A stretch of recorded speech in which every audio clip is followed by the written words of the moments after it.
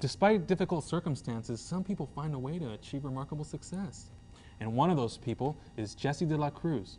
Born to a 13-year-old mother, he grew up in poverty and struggled to find a sustainable path. When he came back to Delta recently, he shared his journey. DCTV's Dwight Thomas has more on his encouraging story. Hi, this is Dwight Thomas with DCTV News, reporting today in the Lewis Theater on an extraordinary gentleman by the name of Jesse de la Cruz, whose story is truly profound and inspiring. I come here to give you hope for those of you that are struggling. I come to motivate you, some of you that are wanting to do the right thing.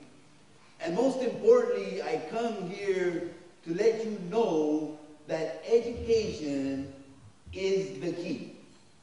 I don't care what anybody tells you. Without an education, you're not going to be amount to not very much. So that's why I'm here. Today he covers his book and memoir, Detoured, my journey from light to darkness. And in this story he tells his aspiration, ideals, challenges, struggles, and overall accomplishments in his journey in life. How you doing today, sir? I'm Dwight Thomas. This is Mr. Jesse de la Cruz. I have a quick question for you, sir. What is your purpose? My purpose is that this is the way I look at it, that I have been risen from the dead so that others can live. In other words, I want to be a role model. Not only do I want to talk the talk, I want to walk the walk. I want to go into the neighborhoods and say, hey, look, man, you can do this. You know what I mean?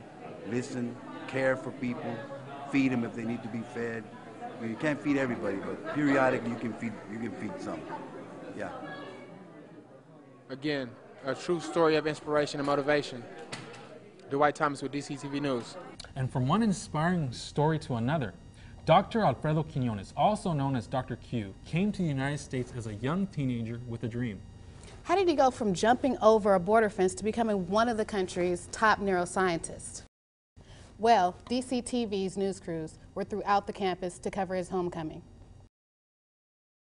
He graduated from San Joaquin Delta College and transferred to University of California, Berkeley, where he earned a BA degree in psychology. He was accepted into Harvard University Medical School, where he earned a medical degree and graduated cum laude at the top of his class. In 1999, he returned to California and began his internship and completed his residency in neurosurgery at the University of California, San Francisco. There, he also completed a postdoctorate fellowship in the developmental and stem cell biology. At Johns Hopkins University, Dr. Quiñones is assistant professor of neurosurgery and oncology. He is the director of the brain tumor surgery program at Johns Hopkins University at Bayview campus.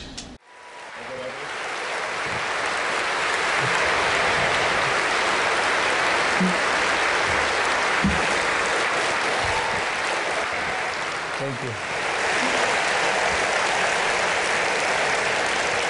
I'm going to leave you with three messages. The world is a dangerous place, not because of people who do evil, but because of those who look and do absolutely nothing.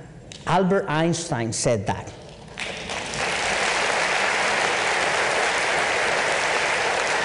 Most people think that it is intelligence what makes a good scientist, that it is intelligence what makes a good brain surgeon, that it is intelligence that what makes a good teacher. I'm here to tell you that that is not right. It is character. Build character.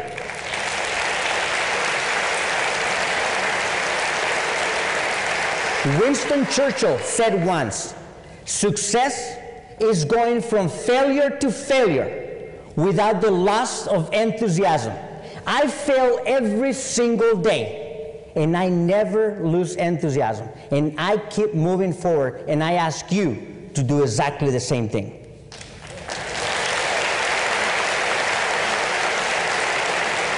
In one of my most favorite movies, Rocky, the last Rocky, not the first Rocky, my two favorite movies, the first Rocky and the last Rocky. There's a scene when Rocky tells his son, nothing hits harder than life. Life is going to get you down on your knees. And it's not about how hard you can hit, but about how hard you can be hit. And you still get up and you keep moving forward. And I'm telling you, you will face those challenges in life. But no matter how hard life hits you, get up and try again.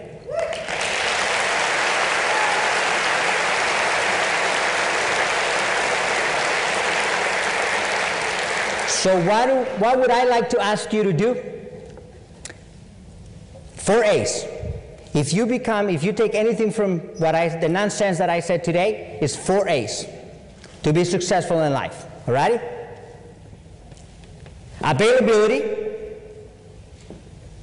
ability, affability, and accountability. Let me repeat. Availability, affability, ability, and accountability. Have a wonderful night, everybody. Thank you very much.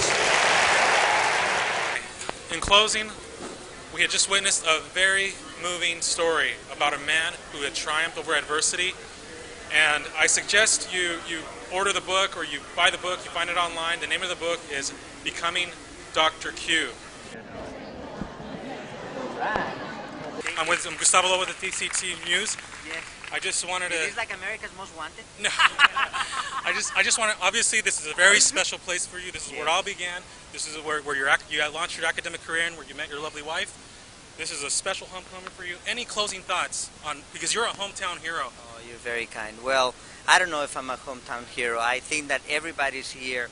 They're real heroes. All the people that are doing all the work every day. And my only thoughts as I depart is that I'm just a regular guy. You know, I'm a regular guy who has been able to write a story. I write a story about my life, write a story about my adventures. I wrote a story about misadventures that I had, and I was able to put the American dream into practice. That's it, through hard work. So, but the real heroes are here, the people who are doing the work every single day, the ones that are sacrificing, the ones that are struggling through the economy, through all the political stuff going on in our country. And my departing thoughts are, if I can do it, they can do it too. Anybody can do it. And I thank you very much. Si se puede. Si se puede. Si se puede. Thank you. There you have it, folks. Dr. Q. It was a great honor to be in his presence and to sit through the presentation. It was very moving, and I hope we can all take something home with us and make it happen, you know, so we can improve society and do our part to make this a better world. It was an honor to be there and interview Dr. Q. His perilous work saves lives, and he is such a great contributor to society, and his status as a top neurosurgeon is something our community can be very proud of, along the likes of the first Chicano astronaut, who also came out of this town. It seemed that the entire auditorium was ignited with inspiration that anything is possible with hard work and perseverance. Hey, wasn't your cousins from Mexico? Yeah, they were there. Actually, they're in town. They were doing some bioengineering work with some Berkeley professors, so it felt like the stars were aligning that day. Some might argue that our next story is also about hope and inspiration, but not without controversy. For more on this story, here's DCTV reporter Zulema Carrasco. That's right, Ariana. We're talking about the California Dream Act. It was recently signed by Governor Jerry Brown. This law allows undocumented students to receive financial aid assistance at their local universities and colleges. We asked students for their opinions. And they're here their entire lives, and they are working hard towards their education, all K through 12, and then they can't even go to college because they're not legal residents, so they can't get financial aid, and they have to pay out-of-state tuition in the state they've been in their entire lives, and a lot of them can't afford out-of-state tuition. Do all people have a right to have an education? They do. We have a right to have an education, but how do we find a way to ensure that our community base is educated and has the building blocks to become, grow, and be the best we can be in Stockton, not just at Delta College? There's tremendous benefits for our students, and I think that's the exciting part about this new act. My opinion, is extremely supportive of it because, again, like I mentioned earlier, it's just going to enhance opportunities for students. A lot of kids, like their parents did bring them here when they were small, so they have some of them they can't go back to their homeland, and they want to stay here because, you know, they want a better life and stuff. So I think it's a good thing. Should be just like regular students, as long as they come to class and they're doing good in school, they deserve it, and I'm all for it. Okay. Undocumented students could only receive financial aid assistance after legal residents and citizens. Back to you.